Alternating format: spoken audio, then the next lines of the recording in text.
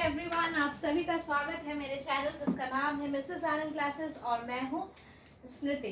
तो last class हमने पढ़ा था why do we fall ill, तो हमने बहुत अच्छे से उसको कंप्लीट कर लिया है। तो हम लोग नेचुरल रिसोर्सेज करेंगे आज के क्लास में। मैं आपको नेचुरल रिसोर्सेज के बारे में पढ़ाऊंगी और वो पार्ट 1 होगा, ठीक है। अब रिसोर्सेज क्या होता है? नेचुरल मतलब जो हमें प्रकृति से मिलता है, ठीक है, जो हमारे लिए गॉड गिफ्ट है, ठीक है, जो हमें बनाना नहीं पड़ता, ह्यूमंस ने नहीं बनाया है, उसे नेचुरल बोलते हैं। रिसोर्सेज मतलब चीजें तो जरूरत पड़ती हैं। तो नेचुरल रिसोर्सेज के बारे आज हम लोग पढ़ेंगे। Our planet Earth is the only one on which life as we know exists. हमें पता है कि सिर्फ अर्थ में ही लाइफ है और कहीं लाइफ नहीं है अभी तक। Life on Earth is dependent on many factors. बहुत सारे factors पे dependent है. One of the factors is natural resources. Most life forms we know need an ambient temperature, water and food. The resources available on the earth and the energy from the sun are necessary to meet the basic requirements of all life forms on the earth. जो हमारे प्रकृति, हमारे mother earth के पास resources है वो बहुत ज़्यादा ज़रूरी होता है हमें हमारे जीवन में, ठीक है। हमारे लाइफ को जीने के लिए हमारे लाइफ में बहुत ज़्यादा इम्पॉर्टेंट है। अगर वो नहीं रहेगा तो हम सर्वाइव नहीं कर पाएंगे, ठीक है। What are these resources on the earth? तो क्या क्या ऐसी चीज़ें हैं जो हमें ज़रूरत पड़ती है हमारे लिविंग के लिए, ठीक है, उनके बिना हम नहीं रह सकते हैं, ऐसी चीज़ें। तो क्या है? These are the land, the water and the air. ये तीन मेन जो रिसोर्सेज है ना बहुत ज़्यादा इम्पॉर्टेंट है। लैंड, एयर, वाटर, ये तीनों चीजें नहीं रहेंगी तो आप कैसे जीवन जिएंगे? एयर चाहिए हमें ब्रीथ करने के लिए, लैंड चाहिए हम जहाँ रहते हैं, वाटर चाहिए पीने के लिए। Without water we can't live, okay. Water covers 75% of the Earth's surface. It is also found underground. These comprise the hydrosphere. The air that covers the whole of the Earth like a blanket is called the atmosphere. Water जो है हमारे पास अर्थ में कितना है? 75% portion जो अर्थ का है वो वाटर है। वाटर के पोर्शन को हम लोग हाइड्रोस्फीयर बोलते हैं। जहाँ पे एयर है, एयर के पोर्शन को बोलते हैं atmosphere.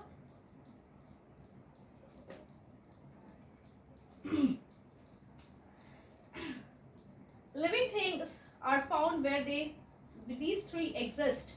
This life supporting zone of the earth with the atmosphere, the hydrosphere and the lithosphere. Land के पोर्शन को क्या बोलते हैं? लिथोस्फीयर, ठीक है। ये तीनों जब एग्जिस्ट करते हैं तब हमारे अर्थ में लाइफ है, तब हम ह्यूमन बीइंग्स है, okay. Living things constitute the biotic component of the biosphere. ये तीनों चीज मिलके क्या बनाते हैं? बायोस्फीयर बनाते हैं, ठीक है। लिथोस्फीयर, एटमॉस्फेयर एंड हाइड्रोस्फीयर मिलके क्या बनाते हैं? Biosphere. Living things constitute the biotic component of the biosphere. The air, the water and the soil form the non-living or the abiotic components of the biosphere. Let us study these abiotic components in detail in order to understand their role in sustaining life on earth. ये सब जो living beings होते हैं उनको क्या बोलते हैं? Biotic components बोलते हैं, ठीक है। जो हमारे लिविंग थिंग्स होते हैं उन्हें क्या बोलते हैं? हम बायोटिक कंपोनेंट्स बोलते हैं। लिविंग थिंग्स को हम लोग क्या बोलते हैं? बायोटिक कंपोनेंट्स बोलते हैं, ठीक है। और जो नॉन लिविंग थिंग्स है जैसे एयर, वाटर, लैंड, उसे क्या बोलते हैं? ए बायोटिक कंपोनेंट बोलते हैं।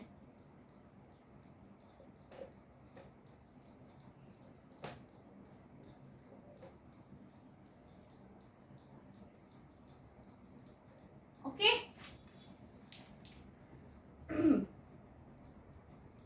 अब हम लोग डिटेल में पढ़ेंगे। The breath of life, air. Air नहीं रहेगा तो हम लोग कैसे ब्रीदिंग करेंगे? एयर में ऑक्सीजन है, ऑक्सीजन हमें बहुत ज़्यादा मस्ट है हमारे लाइफ के लिए। We have already talked about the composition of air in the first chapter. It is a mixture of many gases like nitrogen, oxygen, carbon dioxide and water vapor. Air क्या चीज का mixture है? Air में क्या क्या है?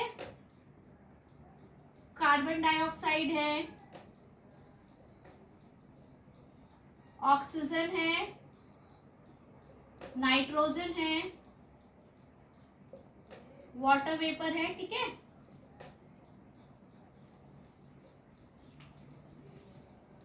It is interesting to note that even the composition of air is the result of life on Earth. In planets such as Venus and Mars, where no life is known to exist, the major component of the atmosphere is to be carbon dioxide. In fact, carbon dioxide constitutes up to 95 to 97% of the atmosphere on Venus and Mars.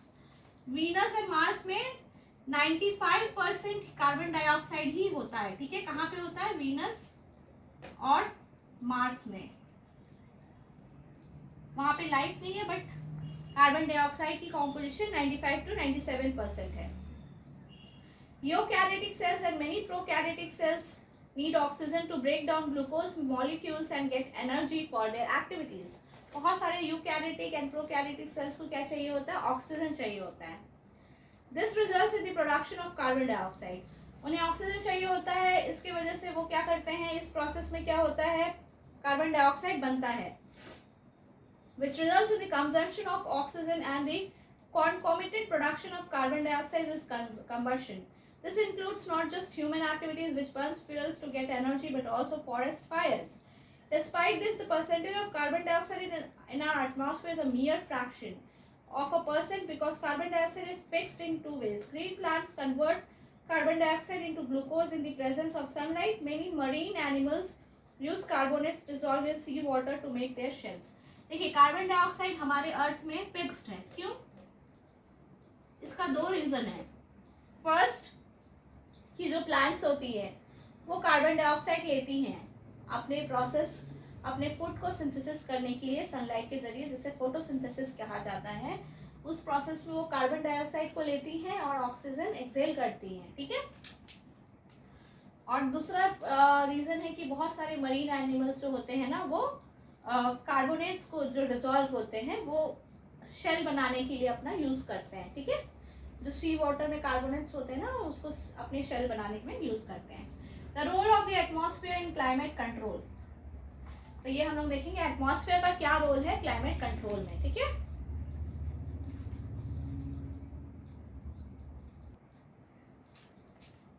We have talked of the atmosphere covering the earth like a blanket. We know that the air is a bad conductor of heat. Air क्या है? एक bad conductor of heat है, ठीक है। Atmosphere में एक अर्थ को कौन कवर किया? एटमॉस्फेयर एज अ ब्लैंकेट, ठीक है।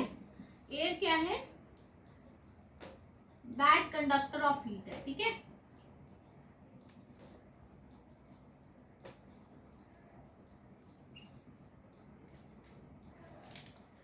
We know that air is a bad conductor of heat. The atmosphere keeps the average temperature of the earth fairly steady during the day and even during the course of the whole year.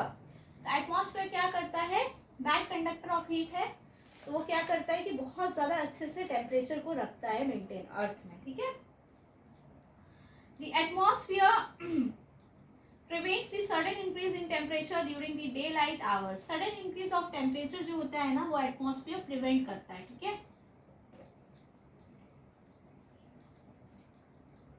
And during the night it also slows down the escape of heat into outer space. Night के time पे heat को escape करने भी नहीं देता है suddenly, okay.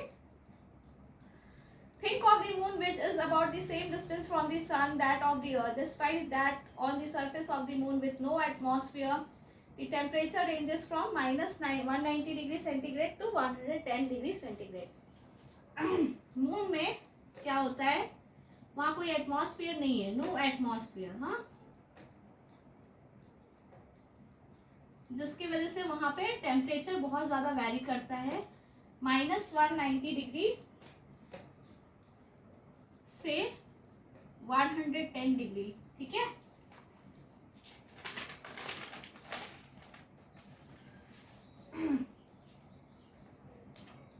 इन text questions देखिए, is the temperature reading more in, अच्छा ये एक्टिविटी पे बेस्ड है, उसको छोड़ दीजिए।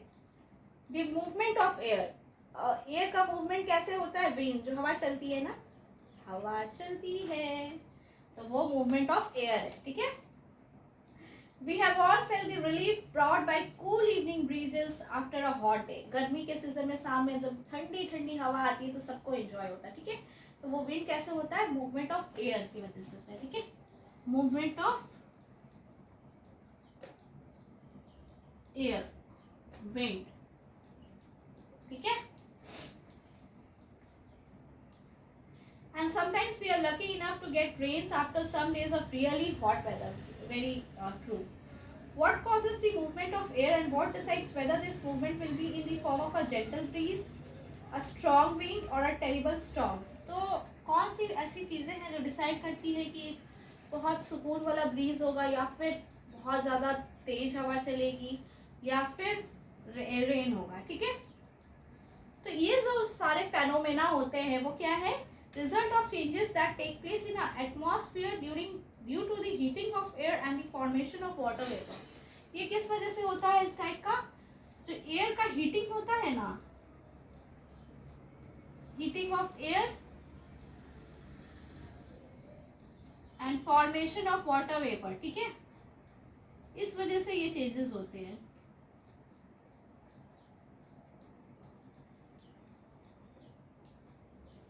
ठीक है। Water vapor is formed due to the heating of water bodies and the activities of living organisms. The atmosphere can be heated from below by the radiation that is reflected back or re-radiated by the land or water bodies. ठीक है, अब क्या होता है कि atmosphere कैसे heat होता है, ठीक है, वाटर बॉडीज का हीटिंग होता है ना, या फिर ऐसे एक्टिविटीज जिसमें कि हीट निकलता हो, तो इससे क्या होता है, एटमॉस्फेयर हीट हो जाता है, ठीक है। रेडिएशन के थ्रू होता है या फिर लैंड और वाटर बॉडी से रेडिएट हो जाता है। On being heated, convection currents are set up in the air in order to gain some understanding of the nature of convection currents, let us perform the following activity. Convection currents के बारे में जानना है तो ये activity करना होगा। The patterns revealed by the smoke show us the directions in which hot and cold air move. एक क्या एक्टिविटी है, place a candle in a beaker, candle को एक बीकर में डालिए और फिर एक अगरबत्ती जला दीजिए, ठीक है। अब देखिए कि अगरबत्ती का धुआं किस तरफ जा रहा है, तो पैटर्न जो रिवील होता है ये बताता है कि हॉट एयर और कोल्ड एयर का मूवमेंट किस टाइप है। In a similar manner when air is heated by radiation from the heated land और वाटर इट राइजेस। तो जब भी आपका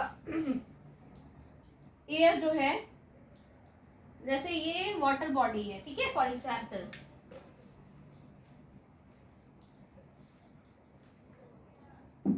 ये कोई वाटर बॉडी है, इससे क्या हो रहा है कि यहाँ का एटमॉस्फेयर हीट हो रहा है, ठीक है,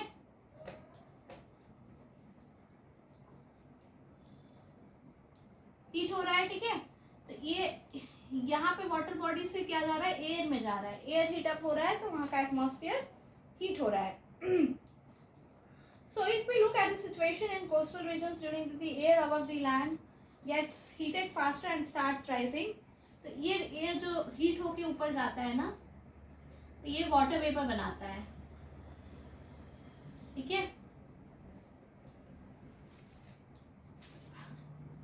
As a reason of low pressure is created and air over the sea moves into this area of low pressure.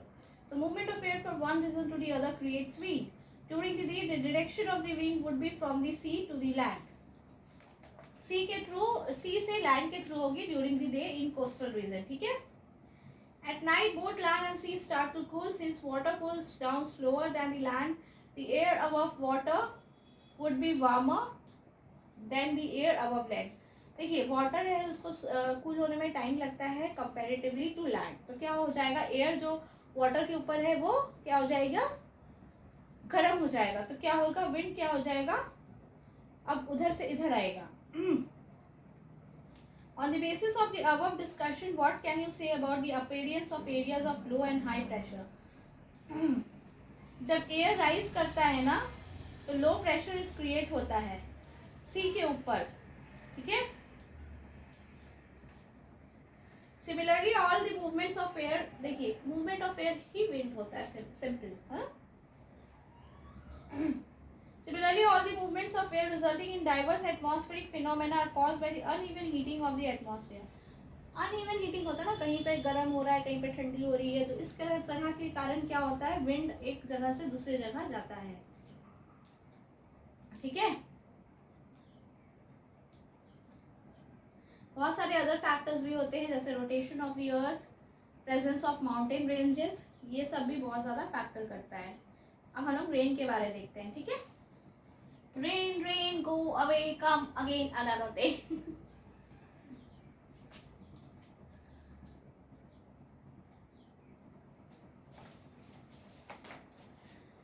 Let us go back to the question of how clouds are formed and bring us rain.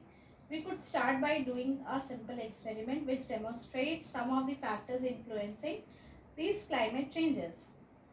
तो ये आप कर सकते हैं घर पे. मैं directly explanation पे आ जाती हूँ. What happens when air with a very high content of water vapor goes from a region of high pressure to a region of low pressure or vice versa.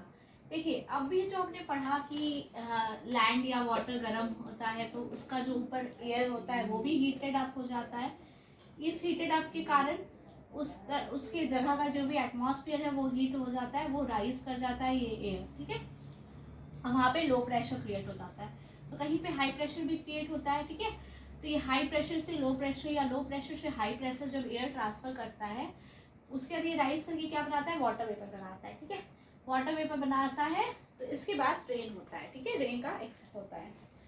A large amount of water evaporates and goes into the air. Some amount of water vapor also get into the atmosphere because of various biological activities. The hot air rises up carrying the water vapor with it. As the air rises, it expands and cools. This cooling causes the water vapor in the air to condense in the form of tiny droplets.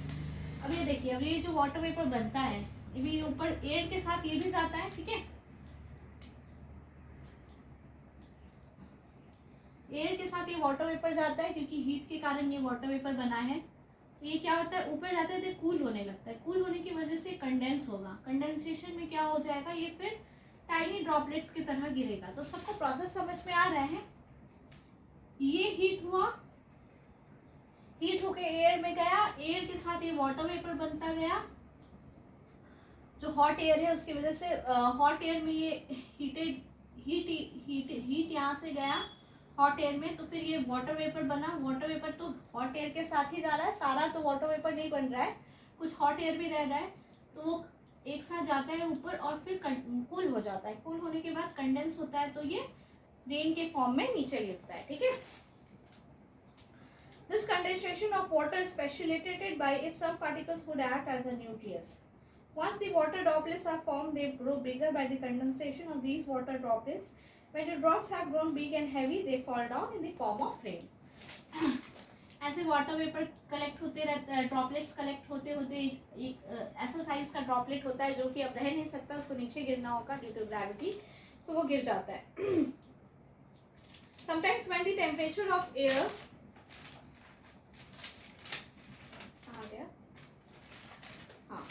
Sometimes when the temperature is low enough, precipitation may occur in the form of snow, sleet or hail. मतलब temperature कुछ ज़्यादा ही लो है तो बर्फ गिरता है, बर्फ. ठीक है. Rainfall patterns are decided by the prevailing wind patterns. In large parts of India, rains are mostly brought by southwest or northeast monsoons. We have also heard weather reports that say depressions in the Bay of Bengal have caused rains in some area. तो जो wind है उसके वजह से rain का pattern change होता है, क्योंकि विंड जिस साइड रहती है उस साइड ज़्यादा रेन होता है, तो उस टाइप से हम लोग डिसाइड करते हैं. ठीक है. अब क्या है, अब air pollution. What is air pollution? हमारा जो हवा है वो प्रदूषित कैसे हो रहा है, तो इसके बारे में हम लोग जानेंगे. We keep hearing of the increasing levels of oxides of nitrogen and sulfur in the news. News में हम बहुत ज़्यादा पढ़ते हैं, बहुत ज़्यादा एयर पॉल्यूशन बढ़ गया. दिल्ली में देखिए बहुत ज़्यादा एयर पॉल्यूशन है. वहाँ पे इतना पॉल्यूशन है कि क्लियरली किसी को एक दूसरे का चेहरा भी नहीं दिखता है रोड में. बहुत टाइम ऐसा होता है. तो हम लोग हमेशा न्यूज़ में सुनते रहते हैं कि ऑक्साइड्स ऑफ नाइट्रोजन और सल्फर बढ़ गया है एयर में. तो ये होता क्या है, एयर पॉल्यूशन होता क्या है और इससे क्या प्रॉब्लम है?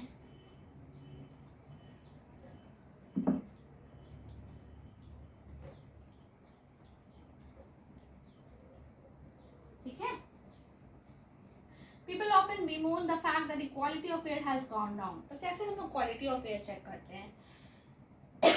Excuse me. The fossil fuels like coal and petroleum contain small amounts of nitrogen and sulfur. जो जैसे हमारे कोल हैं, पेट्रोलियम है,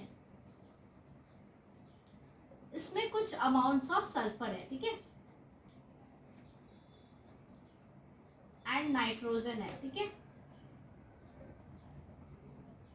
इसमें भी सल्फर है, नाइट्रोजन है, ठीक है. When these fuels are burned, जब ये बर्न होता है, ठीक है, एनर्जी के लिए, एनर्जी चाहिए ना हमें, इलेक्ट्रिसिटी के लिए, बहुत सारी चीज़ों के लिए हमें एनर्जी चाहिए होता है. तब ये बर्न होते हैं तो क्या होता है, ये जनरेट हो जाते हैं, एयर में चले जाते हैं, ठीक है. Not only is the inhalation of these gases dangerous, they also dissolve in rain to give rise to acid rain. ये इनहेल करने में तो डेंजरस होते ही होते हैं, सल्फर, नाइट्रोजन हमारे बॉडी के लिए तो खराब है ही है, but they also contribute to acid rain, because ये रेन में भी मिक्स हो जाते हैं and contribute to acid rain. Okay. The combustion of fossil fuels also increases the amount of suspended particles in air. These suspended particles could be unburned carbon particles or substances called hydrocarbons. Presence of high levels of all these pollutants cause visibility to be lowered, especially in cold weather when water also condenses out of air. This is known as smoke and is a visible indication of air pollution. जो मैंने बताया दिल्ली में smoke क्या होता है कि ये सब जो मिलते हैं ना, ये सब एयर में चल जाते हैं. इवन कुछ सस्पेंडेड पार्टिकल्स जो होते हैं ना, इनको बर्न करने के बाद जो बच जाते हैं वो भी एयर में चल जाते हैं.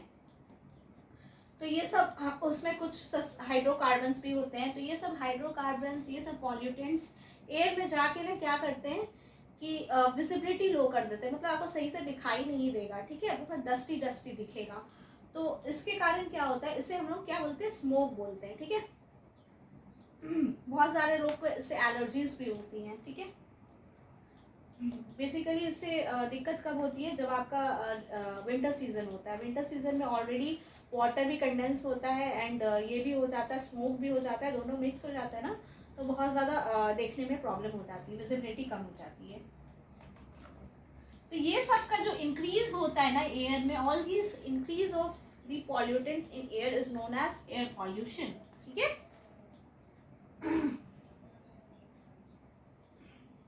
How is our atmosphere different from the atmospheres on Venus and Mars? देखिए, वीनस और मार्स में मैंने बताया था कि वहाँ पे बहुत ज़्यादा कार्बन डाइऑक्साइड होता है, ठीक है, यहाँ पे नहीं होता है, यहाँ पे फिक्स्ड है. How does the atmosphere act as a blanket, कैसे ब्लैंकेट की तरह एक्ट करता है. What causes winds, how are clouds formed, list any 3 human activities that lead to air pollution. बहुत सारी ह्यूमन एक्टिविटीज़ हैं जो हम लोग व्हीकल्स चलाते हैं, ओके, उससे एयर पॉल्यूशन होता है. फिर और आप एक्टिविटी बताइए. हम लोग रेफ्रिजरेटर यूज़ करते हैं, उसमें भी कार्बन होता है, हाइड्रोकार्बन्स होते हैं जो कि पॉल्यूटेंट होते हैं, वो भी कंट्रीब्यूट होते हैं. तो वो दूसरा हो गया. तीसरा आप मुझे बताएंगे कमेंट बॉक्स पे कमेंट करके, ठीक है. अब हम वाटर पढ़ते हैं. वाटर अ वंडर लिक्विड, बहुत अच्छा टैग दिया हुआ है इसमें. वाटर एक वंडर लिक्विड है.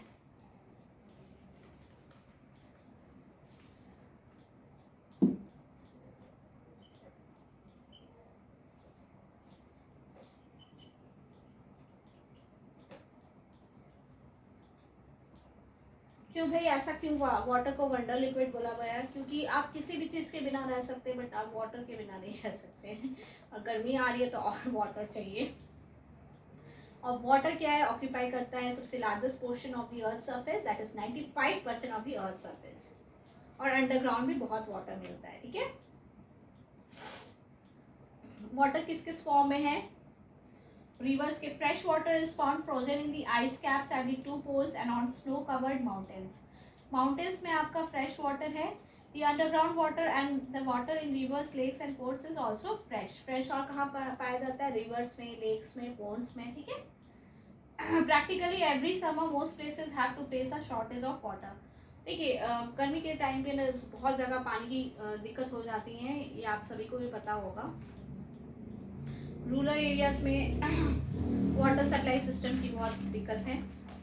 अभी भी इंडिया में लोग पानी के लिए तरस जाते हैं in summer season. Okay, after compiling the results, अच्छा ये एक्टिविटी था। Okay, if there is okay okay okay okay okay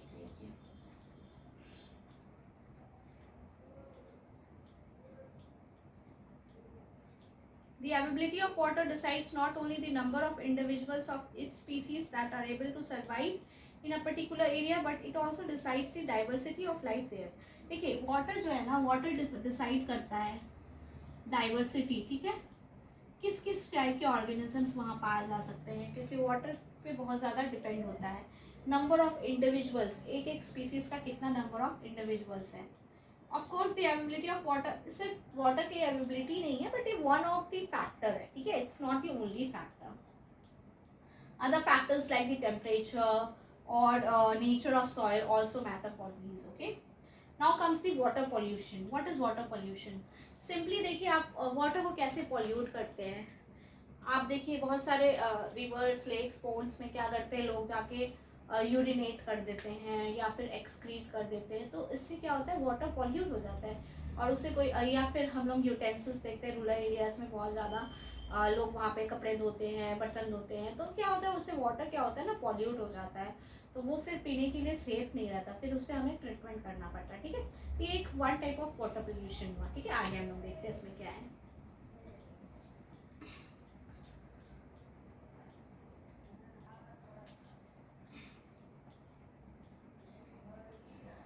Water dissolves the fertilizers and pesticides that we use on our farms.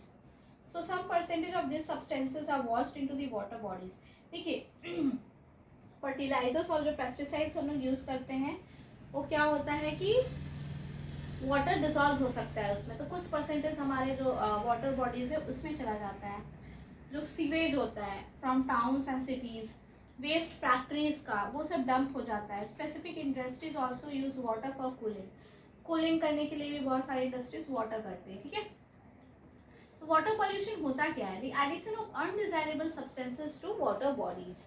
ठीक है, वाटर बॉडीज में जो undesirable substances हैं, water pollution.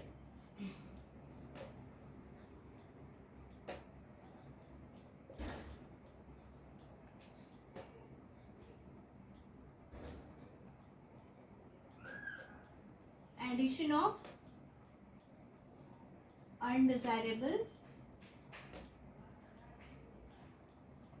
Substances. ठीक है, दीज सब्सटेंसेस कुछ भी हो सकता है, ये फर्टिलाइजर्स हो सकते हैं, पेस्टिसाइड्स हो सकते हैं, मर्क्यूरी सॉल्ट्स हो सकते हैं जो पेपर इंडस्ट्रीज में यूज होते हैं, डिजीज कॉजिंग ऑर्गेनिजम्स हो सकते हैं, removal of desirable substances from water bodies.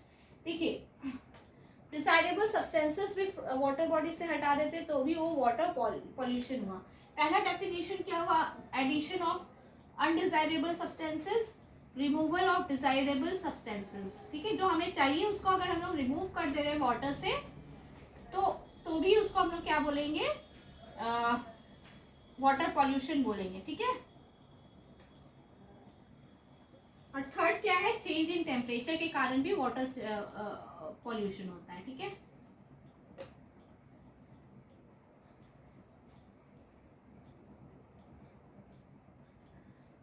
dissolved oxygen is used by the animals and plants that live in water. Any change that reduces the amount of this dissolved oxygen would adversely affect these aquatic organisms. देखिए जो aquatic organisms होते हैं वो dissolve oxygen लेते हैं, जो water में dissolve oxygen है, तो कुछ भी ऐसा एक्टिविटी हो जिसके कारण वो डिजॉल्व ऑक्सीजन की लेवल कम हो जाए या ज़्यादा हो जाए, कुछ भी हो जाए, उस लेवल में चेंज हो जाए, तो क्या होता है एक्वेटिक एनिमल्स पे, ऑर्गेनिजम्स पे वो हार्मफुल होता है। ठीक है, aquatic organisms are used to a certain range of temperature in the water body where they live. अब देखिए जो एक्वेटिक एनिमल्स है उनको सर्टेन मतलब जो टेम्परेचर है वो एक सर्टेन टेम्परेचर रेंज चाहिए होता है। अगर वो सर्टेन टेम्परेचर रेंज चेंज हो जाता है सडनली तो ये बहुत उनको हार्मफुल करता है, हार्म हो जाते हैं वो। ठीक है, mineral riches in the soil. क्या क्या मिनरल है सॉइल में? ठीक है, हम लोग देखते हैं। Soil is an important resource that decides the diversity of life in an area. Soil बहुत एक important factor होता है, वहाँ का डाइवर्सिटी, उस एरिया का डाइवर्सिटी के लिए सॉइल एक बहुत important factor होता है। ठीक है,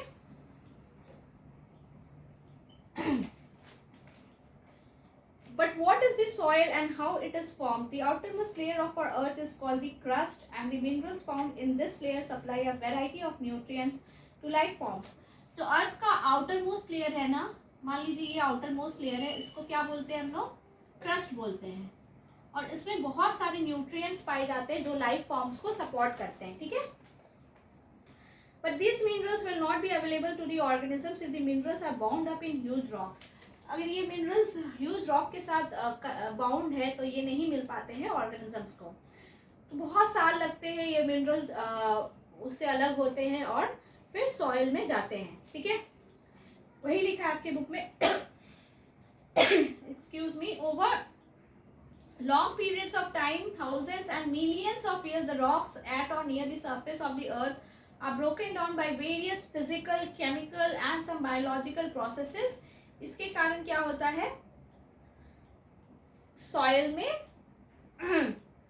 फाइन पार्टिकल्स ऑफ सॉइल मिलता है, ठीक है।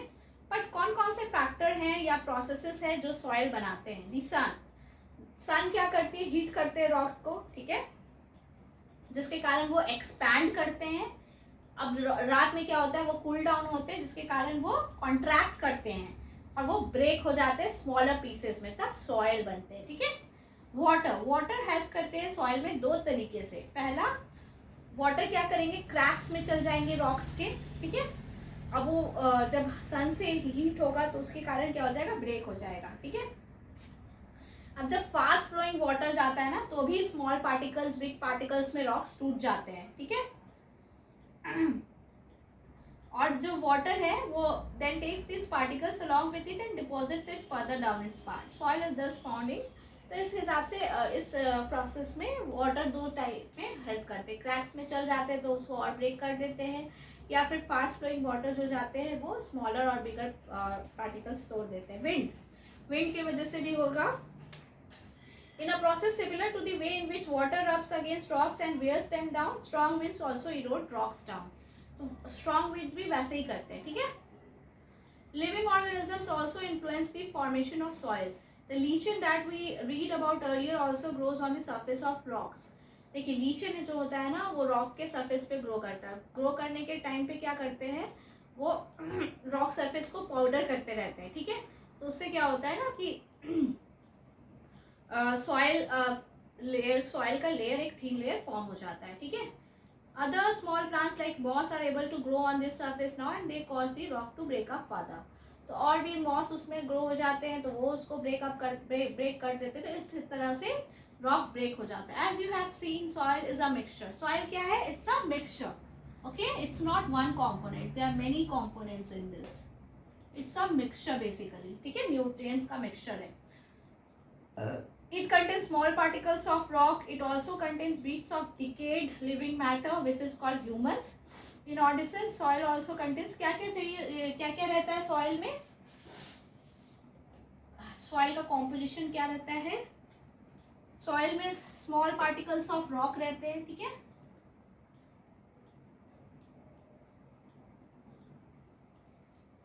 और क्या रहते हैं soil में? Decayed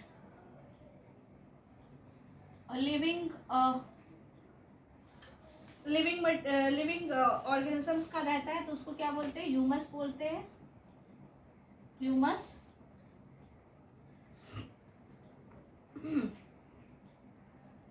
In addition, soil also contains various forms of microscopic life.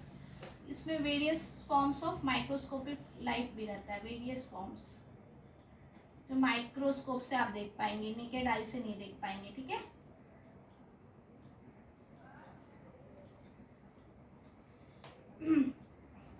The type of soil is decided by the average size of particles found in it and the quality of the soil, ठीक है। Humus is a major factor in deciding the soil structure because it causes the soil to become more porous and allows water and air to penetrate deep underground. जो humus होता है वो major factor है soil का structure जानने में, क्योंकि उसी के वजह से वो वाटर अंदर जा सकता है, ठीक है, एयर और water. The mineral nutrients that are found in a particular soil depends on the rock it was formed from. Mineral nutrients कैसे पता चलेगा, किस फैक्टर पर डिपेंड करता है, किस रॉक से वो सॉइल आया है, ठीक है। तो अगर आपको मेरा वीडियोस अच्छा लग रहा हो तो आप लोग सब्सक्राइब करने में इतने पीछे क्यों हो स्टूडेंट्स? जल्दी से सब्सक्राइब कीजिए मेरे चैनल को जिसका नाम है मिसेस आनंद क्लासेस, और अपने फ्रेंड्स के साथ शेयर कीजिए, लाइक कीजिए, कमेंट कीजिए, जो करना है कीजिए, पर सब्सक्राइब जरूर कीजिए। ओके, क्लिक दी सब्सक्राइब बटन। ठीक है, आगे हम लोग पढ़ते हैं। The nutrient content of a soil, the amount of humus present in and the depth of the soil. Nutrient content, उसका humus और depth are some of the factors decide which plant will thrive on that soil. तो कौन सी plant उस soil में उगेगा, grow होगा, वो कैसे पता चलेगा?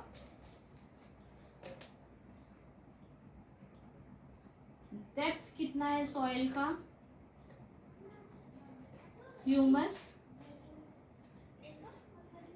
और थर्ड क्या था, मिनरल न्यूट्रिएंट्स। ठीक है, ये तीनों फैक्टर बताएंगे। Modern farming practices involve the use of large amounts of fertilisers and pesticides. ये क्या करते हैं ना, बहुत ज़्यादा सॉइल के माइक्रो ऑर्गेनिजम्स को डिस्ट्रॉय कर देते हैं। तो बहुत ज़्यादा सॉइल क्या होता है ना, ख़राब हो जाता है, बहुत सारे यूजफुल कंपोनेंट्स निकल जाते हैं। Removal of useful components from the soil, addition of other substances which adversely affect the fertility of the soil and kill the diversity of organisms that live in it is called soil pollution. इससे क्या होता है, बहुत सारा diversity जो होता है ना सॉइल का, वो किल हो जाता है, लाइफ फॉर्म सड़ जाते हैं माइक्रोस्कोपिक। तो ये सॉइल पोल्यूशन होता है। बहुत ज़्यादा हम लोग पेस्टिसाइड्स और फर्टिलाइजर्स यूज़ करते हैं। ठीक है, some of the factors that created the soil in the first place and brought the soil to that place may be responsible for the removal of the soil too. The fine particles, ये सब कुछ दिया हुआ है। The roots of plants have an important role in preventing soil erosion. Soil erosion क्या होता है, soil ऐसे बह जाता है, मतलब इरोड हो जाता है। कैसे इरोड होता है, रूट्स ऑफ प्लांट्स जो होते हैं ना, वो बहुत ज़्यादा करते हैं सॉइल इरोजन नहीं। जैसे अगर मान लीजिए फ्लड आता है या फिर बहुत ज़्यादा विंड ब्लो करता है, तो इससे क्या होता है, सॉइल हट जाएगा। अगर जो जड़ होती है पेड़ की, वो अगर टाइटली उसको पकड़े रहेंगे तो क्या होगा, सॉइल फ्लो नहीं होगा, तो सॉइल इरोड नहीं होगा। ठीक है, डिफॉरेस्टेशन जो हो रहा है उसकी वजह से सॉइल इरोजन हो रहा है। Top soil that is bare of vegetation is likely to be removed very quickly and this is accelerated in hilly और माउंटेनियस रीजन। जो टॉप का सॉइल होता है ना, जो वेजिटेशन में काम आता है, वो बहुत जल्दी रिमूव होने के चांसेस होते हैं। This process of soil erosion is very difficult to reverse. ठीक है, तो हम लोग को सॉइल इरोजन, सॉइल पोल्यूशन ये सब बंद करना चाहिए, कम करना चाहिए। At least we should try to minimise it और प्रिवेंट इट। तो आगे के जो भी पोर्शन है वो हम लोग पार्ट 2 में करेंगे। तो आज के लिए इतना ही। नेक्स्ट पार्ट पे मैं ये चैप्टर कंप्लीट कर दूँगी, बायो जियो केमिकल साइकिल्स, ये पोर्शन और ओजोन लेयर मैं नेक्स्ट क्लास में कंप्लीट कर दूँगी। मेरे चैनल को देखने के लिए बहुत बहुत धन्यवाद and stay tuned to Mrs Anand class and subscribe करो जल्दी।